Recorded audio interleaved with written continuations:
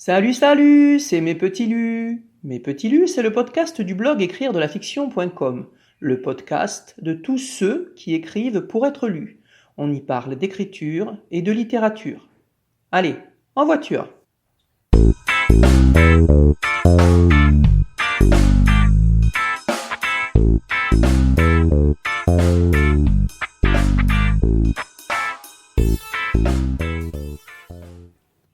Salut, salut, donc me revoilà pour la suite de la chronique et du résumé du livre Devenir écrivain d'Alain André avec la collaboration de Nathalie Aigron. Alors si vous débarquez maintenant, je vous conseille de revenir en arrière et d'aller écouter la première partie de cette chronique résumée la semaine dernière, publiée la semaine dernière. Voilà. Sinon pour ceux qui suivent depuis le début, on rentre directement dans le fil du sujet.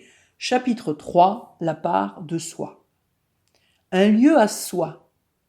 La solitude est nécessaire à l'écrivain. À moins que vous ne viviez sur la Lune, vous avez sûrement quelques obligations sociales, un travail à plein temps ou à temps partiel, des amis, ou pire, une famille. Écrire demande de pouvoir, le temps que vous décidez d'y consacrer, vous extraire de tout cela pour vous plonger dans votre projet. Écrire est une affaire d'espace, nous dit Alain André, mental, physique, relationnel, donc aussi de temps, d'argent et de volonté. Fermez les guillemets. Un lieu dédié à l'écriture est donc conseillé, du moment que c'est celui qui vous convient. Ce peut être un petit coin de votre cuisine ou de votre chambre à coucher, un sanctuaire aménagé dans votre garage ou un lieu public, une bibliothèque, un café où vous avez vos habitudes.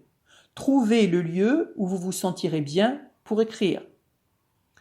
Pour mes amis blogueurs et blogueuses, ils savent exactement de quoi on parle. Ensuite, organisez-vous pour écrire régulièrement, c'est-à-dire tous les jours. Même 1 heure seulement, mais tous les jours. C'est à ce prix que vous progresserez. Parfois, l'écriture coulera de source. Parfois, ce sera une contrainte insupportable. Certes, mais il y a pire comme contrainte que de rester assis 1 heure à siroter son café. Tiens, je vais m'en faire un deuxième, je l'aime fraîchement moulu et passé lentement, ce qui me fait saliver de plaisir anticipé. Quelques minutes et je reviens. Donc, trouvez un lieu à vous, organisez-vous pour écrire tous les jours. C'est un principe sur lequel s'accordent la plupart des écrivains, vraiment la plupart, c'est-à-dire 99,5 ou 6% des écrivains s'accordent sur le fait qu'il faut écrire tous les jours. Et les quelques 0,5% qui restent, quand ils rentrent en écriture, ne font que ça pendant 3 mois, 4 mois, le temps qu'il leur faut pour finir leur ouvrage, et après se donnent quelques semaines de vacances ou quelques jours de vacances, le temps de se remettre la tête en forme pour un autre projet, et de nouveau refoncent dedans. Donc vraiment, écrire tous les jours, ça fait partie de la base pour ceux qui veulent devenir écrivain, auteur, voilà, il faut écrire tous les jours, tous les jours, tous les jours, même 5 minutes par jour, mais tous les jours. Ensuite, évitez les distractions. Ah bah oui, est-il encore besoin de le dire? Éteignez téléphone et internet, oubliez les réseaux sociaux, ne répondez pas à la sonnette, si vous avez encore une sonnette, placardez Do Not Disturb, ne pas déranger, sur la porte de votre bureau ou de votre salle de bain, ou écrivez-le sur un post-it et collez-vous-le sur le front. Pour certains écrivains, c'est le reste de la vie qui doit être encadré par l'écriture, celle-ci n'étant pas négociable. Fermez les guillemets. Ce sont, bien sûr, des écrivains professionnels qui tirent leur subsistance de leur travail d'écriture, ce qui n'est pas votre cas si vous lisez ceci. Attention toutefois, un programme trop rigide a de fortes chances de ne pas fonctionner. Laissez-vous vivre un peu quand même. Trouvez votre lieu et votre moment de la journée, écrivez avec régularité et ne vous en faites pas. De toute façon, quand vous serez lancé au cœur de votre projet, il ne vous quittera jamais vraiment. Il y aura un espace dédié au sein de vos neurones qui s'activera en permanence, quoi que vous fassiez par ailleurs. Ah oui, très important, gardez espoir. L'espoir d'aboutir quelque part, de finir, de produire quelque chose qui soit digne d'intérêt pour le lecteur. Le blocage de l'écrivain. Ah oui, Là aussi, j'ai écrit un long article sur le blocage de l'écrivain et je vous propose même de télécharger gratuitement 7 recettes et 7 exercices pour surmonter la panne d'écriture, appelé aussi blocage de l'écrivain, car c'est un problème que rencontrent beaucoup de gens qui écrivent. Il peut arriver que vous soyez bloqué, incapable de poursuivre. C'est arrivé à des très grands. Rassurez-vous, vous n'êtes pas exceptionnel. Ça vous rassure peut-être pas, mais vous n'êtes pas exceptionnel. Vous n'avez rien d'un écrivain maudit. Il peut y avoir plusieurs causes à votre blocage. Vous n'êtes pas satisfait de votre prose ou de vos vers. Vous peinez à observer la régularité. Vous avez donné beaucoup de vous-même et votre inspiration est momentanément tarie. Vous ne savez pas comment continuer. Dans ce cas, Alain André fait quelques recommandations pleines de bon sens. Pratiquez quelques exercices d'écriture ou écrivez autre chose. Journal intime, essai philosophique, mais ne lâchez pas la régularité. Lisez pour vous distraire. Marchez pour reconnecter le processus créatif. Ah, excusez-moi, je vais éternuer. Je vous quitte 5 secondes. Voilà, éternuer, moucher, tout ça. C'est la saison de la Coupe de Cannes ici à La Réunion et il est parfois difficile de rester une journée entière sans se retrouver avec un mouchoir à la main. Donc, on était dans les quelques recommandations de bon sens d'Alain André pour savoir comment continuer dans le cas où vous êtes bloqué. Donc, les exercices d'écriture ou écrire autre chose. Lisez pour vous distraire. Marchez pour reconnecter le processus créatif. Enregistrez-vous et réécoutez-vous pour retrouver le contact avec votre chantier. Modifiez vos habitudes. Écrivez le soir si vous êtes du matin ou l'inverse. Remettez en question votre façon de travailler. Peut-être appliquez-vous trop scrupuleusement un programme qui ne vous convient pas. Lâchez-vous. Voyez des amis, des amours, sortez. Désinhibez-vous. Fichez-vous la paix. Coachez-vous ou faites-vous coacher. Fréquentez d'autres écrivains avec qui vous pourrez aborder cette question. Continuez, quoi qu'il vous en coûte. Utilisez les contraintes d'écriture, écrivez en vers votre prochain paragraphe. C'est bien le diable si aucun de ces remèdes usuels ne fonctionne. Si nécessaire, pratiquez-en plusieurs en même temps. Et limitez le café, vous allez finir par être énervé. Originalité, ouvrez les guillemets, les éditeurs cherchent une écriture, un manuscrit, une voix qui soient originaux. Et se désolent, c'est si rare. Ne cherchez surtout pas à imiter les écritures originales du moment. Inversement, faites attention à ne pas chambouler toutes les conventions dès votre premier roman. Ouvrez les guillemets, il appartient à chaque écrivain de trouver entre l'origine, le milieu social et les contraintes de l'existence une énergie propulsive spécifique, fondée sur une vision personnelle. Fermez les guillemets. Soyez honnête donc et engagez-vous franchement dans l'écriture. Je cite de nouveau, « Connais ton os personnel, ronge-le. Vous ne pouvez écrire que de ce point de vue singulier qui est le vôtre. Certes, ma colère et votre colère sont de la colère, mais la vôtre n'est pas identique à la mienne, et c'est même ce qui peut m'intéresser en tant que lecteur. Certes, toutes les situations dramatiques ont été traitées, mais vous n'avez traité aucune d'entre elles à votre façon. Et c'est ce qui m'intéresse. La singularité de votre point de vue en fait le prix pour moi, pour autrui, et voilà pourquoi les éditeurs cherchent, oui, des écritures originales. Fermez les guillemets. Au fil des entrées, des propositions d'écriture ont été faites par Alain André ainsi que durant les premiers chapitres. Votre espace d'écriture, la table, le fantasme. Emploi du temps ou le déroulement de votre journée idéale d'écriture. Le regard du marcheur ou comment se balader en prenant des notes. La nappe phréatique ou comment trouver la source. Celui-là, je l'adore. Le rendez-vous secret que j'aime beaucoup aussi, ou prendre rendez-vous avec soi-même pour écrire. Se relire pour repérer les constantes de votre écriture. Chapitre 4. Trouver sa voix. Chouette!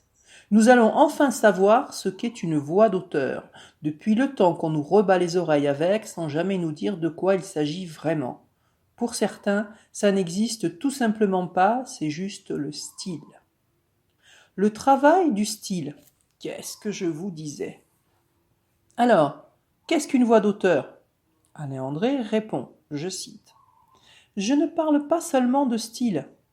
Il semble synonyme d'un bien écrire, qui, à vrai dire, constitue le contraire du style authentique. Je préfère parler de voix, de quelque chose qui vient d'une énergie liée à un rapport singulier au monde et à son intégration dans le langage. Une énergie d'avant le langage. » Je cite toujours. Il faut la présence du dragon, de ce qui déborde, l'énergie, l'affect. C'est la captation par la plume de l'énergie sombre qui ruisselle à l'intérieur du corps et de l'esprit de l'auteur. Fermez les guillemets. Autrement dit, la voix d'auteur, c'est votre vérité qui s'exprime à travers les mots. Je cite de nouveau. Votre style, ce n'est pas l'originalité de votre personne, c'est le style qui correspond au texte que vous êtes en train d'écrire, au projet qui le sous-tend. Ne vous enfermez pas, vous n'avez pas un style. Vous pouvez en avoir en nombre selon l'ouvrage en cours, selon votre genre, selon le lectorat spécifique auquel vous vous adressez. Point d'identité stylistique, c'est un mythe. Le style n'est pas lié à la forme de ce qui est dit, pas plus qu'il n'est lié au contenu grandiloquent ou sordide de ce qui est montré. Il est lié à l'énergie prélinguistique qu'il tend dans l'organisation du plaisir et de la douleur. Fin de citation. Du coup, pas besoin de se conformer au bien écrire. Je cite de nouveau. Ce n'est pas dans le bien écrire scolaire que se trouvent les pépites signalant le possible avenir d'un style propre. Savoir que le style est tout le contraire à sa naissance de la maîtrise de la langue, je ne fais pas l'apologie du relâchement linguistique. Je veux dire que l'écart qui existe entre les 200 chevaux d'écrire et nos doigts tremblotant au-dessus du clavier nous place en position de démunis. Fin de citation. Pour trouver sa voix, travailler, travailler et encore travailler. Aller chercher ce qu'on a à dire et se ficher du reste. Vent, atome ou gaz naturel? Il s'agit donc d'aller puiser votre matière première au plus profond de vous, d'entreprendre des fouilles systématiques dans vos expériences personnelles. Notre mémoire constitue un continent riche pour l'écriture, nous dit encore Alain André. Chaque choc vécu par le passé est votre matière, pas forcément pour en faire le récit, mais plutôt comme source d'énergie, comme dragon. Vos rêves aussi sont riches de potentiel, ils constituent une voie d'accès privilégiée à votre inconscient. À ce stade, mémoire et imagination se confondent. À vous de trouver le carburant qui vous convient. Écrire en style mandarin ou écrire en anti-mandarin. Notre langage, c'est la langue française. Nous ne pouvons en sortir. Il y a pourtant plusieurs façons de l'appréhender. Deux grandes écoles s'affrontent et parfois aussi, à certaines occasions, se mélangent. Le mandarin et l'anti-mandarin. Le mandarin est ce qui provient de la tradition, du français tel qu'il se doit écrire. Syntaxe, concordance des temps, figure de style et ponctuation incluses. Le mandarin est tout ce qui produit des effets de manche. L'anti-mandarin se rapproche du style journalistique et privilégie l'efficacité, l'énergie, se rapproche du langage parlé. La langue de Molière descend de son piédestal et tend la main au lecteur du XXIe siècle. Dans le style anti-mandarin se tiennent aussi tous les accents, les parlers régionaux, les fautes de syntaxe admissibles du moment qu'elles soient voulues par l'écrivain et qu'elles aient leur utilité.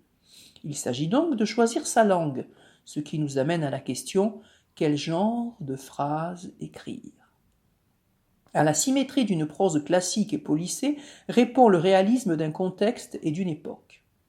Alain André se livre alors à un mouvement pendulaire de citation en citation afin de nous amener là où il veut grâce à Oscar Wilde, Gustave Flaubert, Cyril Connolly, Céline, Italo Calvino et Roland Barthes, Isaac Bashevis, Singer, mais aussi à d'autres moins connus du grand public tels que François Bon ou Richard Millet. Il donne le dernier mot à Aragon. J'en ai donc fini avec la syntaxe, nous dit Aragon, ce qui peut paraître étonnant. Il s'attaque ensuite aux images et aux clichés, toujours du point de vue du style anti-mandarin. Se rapprochant du langage vernaculaire, l'anti-mandarin ouvre grand la porte à tous les clichés qu'il appartient à l'écrivain de dépister. Libre à lui ensuite de les utiliser ou pas, c'est mieux de ne pas, mais parfois, dans certains cas, ça peut se justifier. Notez l'effort que je fais pour mettre en pratique ce que l'on vient de voir et piétiner joyeusement la syntaxe. Les adjectifs aussi sont sujets à caution. Un adjectif ne sert à rien s'il ne rajoute pas du sens. Sa place, avant ou après, est à étudier avec attention. Les adverbes sont un attribut du style mandarin et ils ont tendance à affaiblir la phrase. Autant en user avec parcimonie. Les noms, la place des mots dans la phrase, écrire à la première ou à la troisième personne, le temps des verbes, les ruptures en tout genre sont ensuite passés en revue par Alain André. Pas de règle absolue à en retirer, il s'agit là encore d'exemples afin d'inciter à la réflexion et à mener l'impétrant vers plus de maîtrise. Notez la musique. Ici, on parle de rythme, de souffle, de ponctuation, de lisibilité. Un bref rappel des règles de ponctuation et un peu d'histoire concernant leur origine, Alain André détaille le rôle spécifique de chaque signe, virgule, 3 points, suspension, exclamation, point virgule, une bonne technique pour savoir comment ponctuer une phrase et de la lire à voix haute. Là où le souffle se suspend un instant, une virgule. Là où la voix baisse naturellement, un point, et ainsi de suite. L'auteur attire ensuite l'attention sur la ponctuation de la page, c'est-à-dire les paragraphes, pour une question d'esthétique et de lisibilité. Alors, si vous avez l'habitude de lire sur Internet, vous savez que plus les paragraphes sont courts et plus la lecture est agréable. On en est arrivé à écrire une phrase, laisser un espace, une phrase, un espace, une phrase, un espace. Cependant, dans le cadre d'un ouvrage de fiction, on n'écrit pas comme ça. On fait vraiment des paragraphes et ces paragraphes sont fractionnés de façon à suivre la logique de la pensée de l'auteur, on peut dire. Muni de ce viatique, c'est-à-dire de tout ce qu'on vient de voir avant, la lecture à voix haute, les paragraphes, la ponctuation, etc., nous pouvons reprendre tout ce que nous avons écrit jusque-là, page par page, le lire à voix haute et corriger. C'est ce que je conseille de faire à tous les apprentis blogueurs qui commencent à écrire et qui ne sont pas sûrs d'eux. Lisez-vous à voix haute et écoutez comment ça sonne. Et si ça sonne mal, c'est que c'est mal écrit. Donc à ce moment-là, vous reprenez votre clavier et vous réécrivez et vous faites des phrases, sujet, verbe, complément. Vous y allez et ça va devenir beaucoup plus facile au bout d'un petit moment. C'est très très simple. Pour connaître toutes les règles pour les blogueurs que je préconise, je viens d'écrire un article invité sur un site merveilleux qui s'appelle conseilmarketing.fr, tenu par un monsieur qui s'appelle Frédéric Canevet. Et dans cet article, je donne les 11 erreurs de rédaction à ne surtout pas commettre dans un article de blog. Voilà, donc ça vous fait une petite ressource supplémentaire à aller vérifier. Donc conseilmarketing.fr, conseil au pluriel. Donc, je reviens à mes moutons, ou plutôt à mon texte. Donc, on est à la fin du 4e chapitre. Et il ne fait pas exception à la règle. Il est truffé de propositions d'écriture qui permettront de mettre en pratique immédiatement ce qui vient d'être lu ou d'y revenir un peu plus tard. Nous avons matrice et traduction pour jouer à se surprendre en remplissant les intervalles. Nous avons récit de rêve, récit littéraire bien sûr, une rencontre inopinée, matrice de rechef. Brièveté et travail du cliché, selon moi, l'une des plus utiles de ces propositions d'écriture. Anamnèse et phrase graphique. Une anamnèse est une réminiscence. Notez la musique. À vous de retrouver la ponctuation. Chapitre 5. Allez au bout de ces chantiers. Mais nous verrons ça la semaine prochaine, dans la suite de ce podcast au sujet du livre de devenir écrivain, Alain André, avec la collaboration de Nathalie Aigron aux éditions Le Duc Pratique. Voilà, toute l'expérience d'Aleph Écriture à votre disposition. Je vous remercie pour votre écoute en cette seconde semaine de chronique autour de devenir écrivain.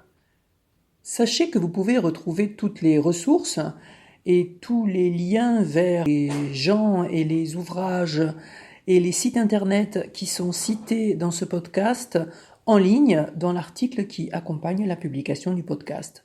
Donc rendez-vous sur écrire-de-la-fiction.com pour approfondir écrire-de-la-fiction.com. Merci. Voilà, mes petits lus, c'est fini pour aujourd'hui. J'espère que ça vous a plu.